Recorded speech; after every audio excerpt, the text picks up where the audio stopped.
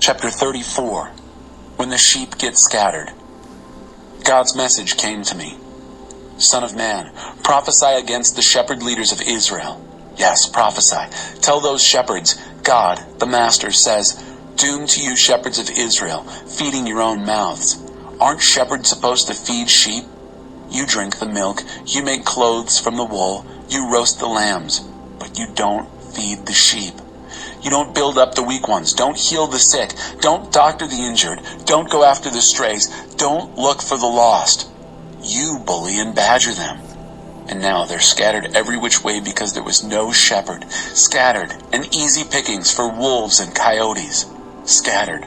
My sheep, exposed and vulnerable across mountains and hills. My sheep scattered all over the world, and no one out looking for them. Therefore, shepherds, listen to the message of God. As sure as I am the living God, decree of God, the Master. Because my sheep have been turned into mere prey, into easy meals for wolves, because you shepherds ignored them and only fed yourselves. Listen to what God has to say. Watch out. I'm coming down on the shepherds and taking my sheep back. They're fired as shepherds of my sheep. No more shepherds who just feed themselves. I'll rescue my sheep from their greed. They're not going to feed off my sheep any longer.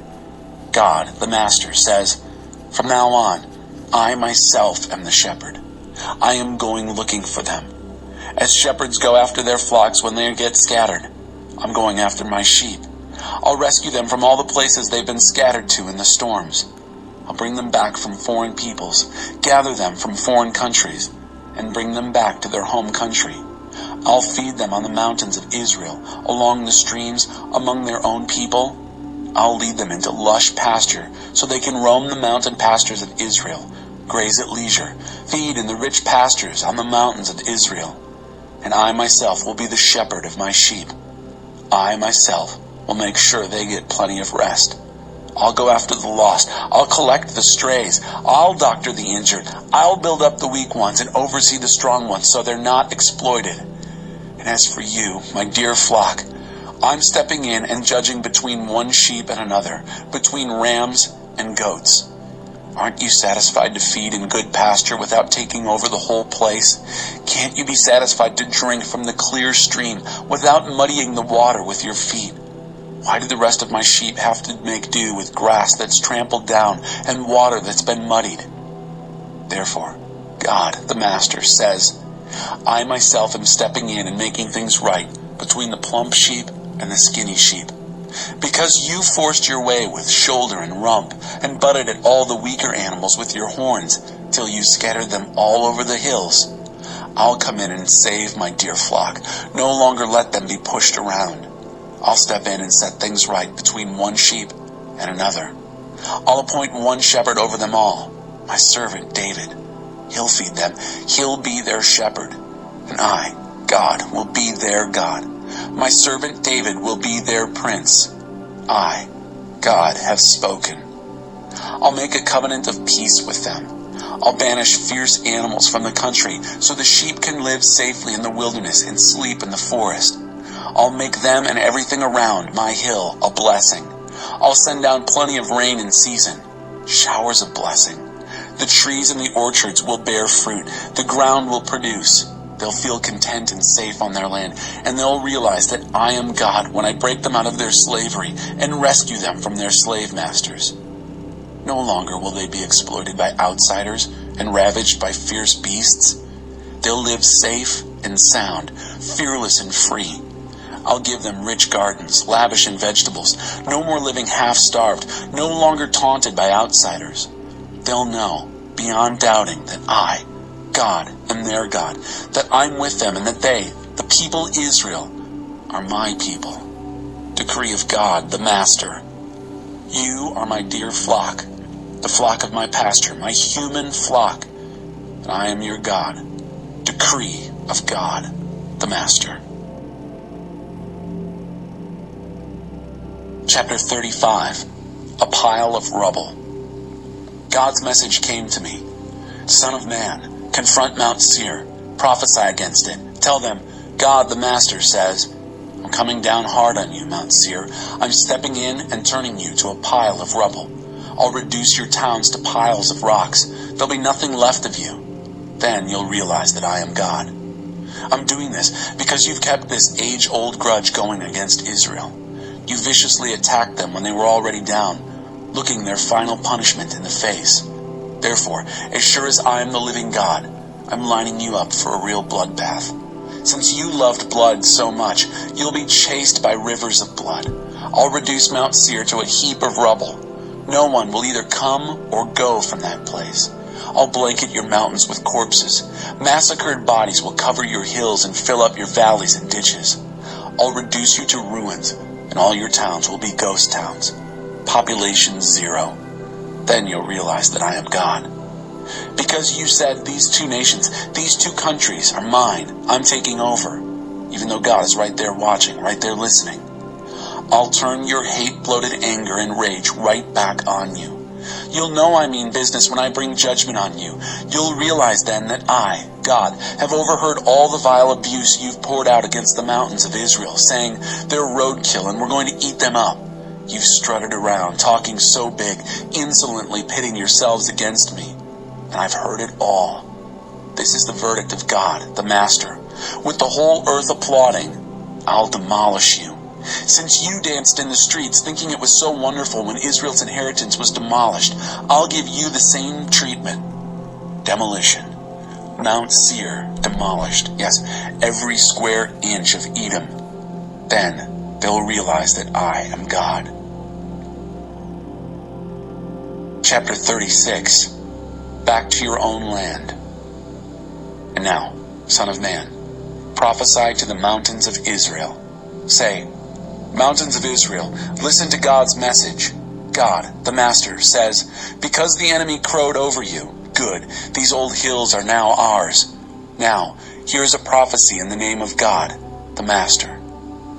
Because nations came at you from all sides, ripping and plundering, hauling pieces of you off every which way, and you've become the butt of cheap gossip and jokes.